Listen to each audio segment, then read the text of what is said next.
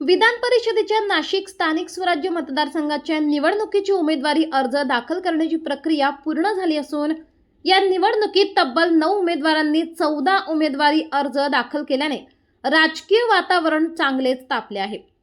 महायुती आणि अपक्ष उमेदवारांच्या हालचालींमुळे या निवडणुकीकडे राज्याचे लक्ष लागले असून आता छाननी आणि उमेदवारी माघारीच्या टप्प्यात कोणते राजकीय समीकरण घडते याची उत्सुकता वाढली आहे। जिल्हाधिकारी तथा निवडणूक निर्णय अधिकारी आयुष प्रसाद यांनी पत्रकार परिषदेत माहिती देताना सांगितले की उमेदवारी अर्ज दाखल करण्याच्या अंतिम मुदतीपर्यंत 9 उमेदवारांचे एकूण 14 अर्ज प्राप्त झाले आहेत। या अर्जाची 2 जून रोजी सकाळी 11 वाजता छाननी होणार असून 4 जून हा उमेदवारी अर्ज मागे घेण्याचा शेवटचा दिवस असेल।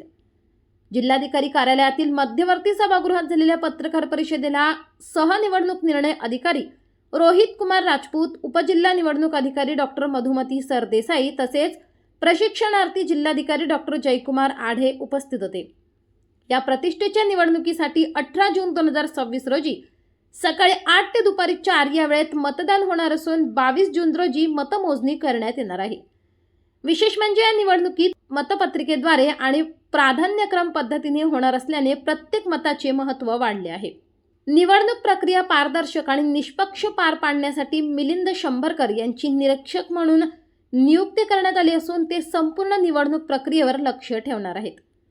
नाशिक स्थानिक स्वराज्य संस्था मतदारसंघात एकूण 622 मतदार असून याच मतदारांच्या मतदानावर विधान परिषदेच्या जागेचे भवितव्य अवलंबून आहे। मतदारांना प्राधान्यक्रमानुसार मतदान करावे लागणार असल्याने प्रशासनाकडून प्रशिक्षणावर विशेष भर देण्यात आला आहे।